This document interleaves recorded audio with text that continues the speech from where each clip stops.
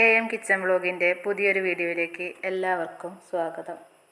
ഇന്നിപ്പോൾ ഞാൻ ഒരു കടച്ചക്കയായിട്ടാണ് വന്നിട്ടുള്ളത്. അപ്പോൾ കടച്ചക്ക വെച്ച് ഞാൻ കറിയും തോരനും മെഴുക്കുവരട്ടിയും മസാലക്കറി അങ്ങനെ എല്ലാം ഉണ്ടാക്കിയിട്ടുണ്ട്. അപ്പോൾ ഒന്ന് പുതിയൊരു ഐറ്റമായിട്ടാണ് വരവ്.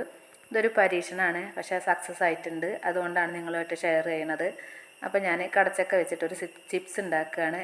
അപ്പോൾ കടച്ചക്ക തൊലിയെല്ലാം കളഞ്ഞ് അതിൻ്റെ ആ കറയൊക്കെ ഒന്ന് കളഞ്ഞെടുത്ത് കുറച്ച് വെളിച്ചെണ്ണ ഒന്ന് പുരട്ടി കൊടുത്താൽ മതി. അപ്പോൾ അതിൻ്റെ ആ ഒരു കറയൊക്കെ പോവും.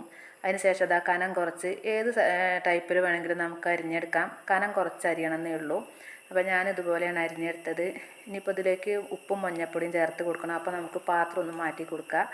ഈ പാത്രത്തിലേക്ക് വെച്ചിട്ട് ഞാൻ ഉപ്പും മഞ്ഞൾപ്പൊടിയും ചേർത്ത് നന്നായി ഒന്ന് തിരുമ്മി എടുക്കുന്നുണ്ട്. വെള്ളമൊന്നും ചേർക്കണില്ല, ഒട്ടും വെള്ളം ചേർക്കണില്ല.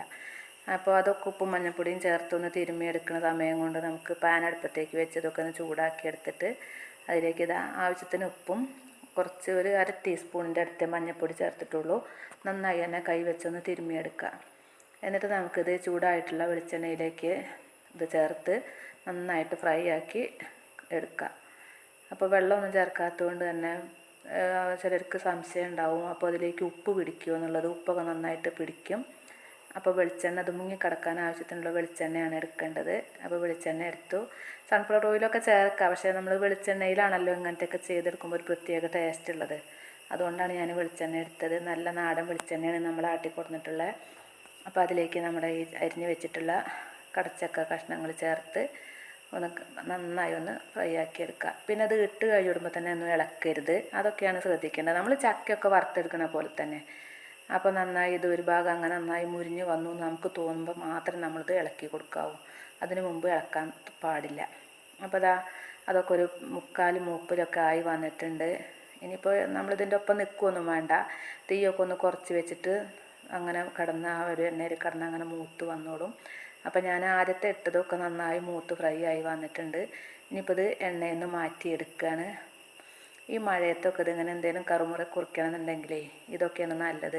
ചിലവുമില്ല, നമ്മുടെ വീട്ടിലുള്ള സാധനങ്ങൾ തന്നെയാണേനും. അപ്പോൾ കടയിൽ നിന്നൊന്നും വാങ്ങാൻ നിൽക്കണ്ട.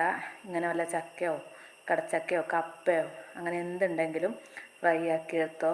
ആ മഴേൻ്റെ കൂടെ നല്ല കട്ടൻ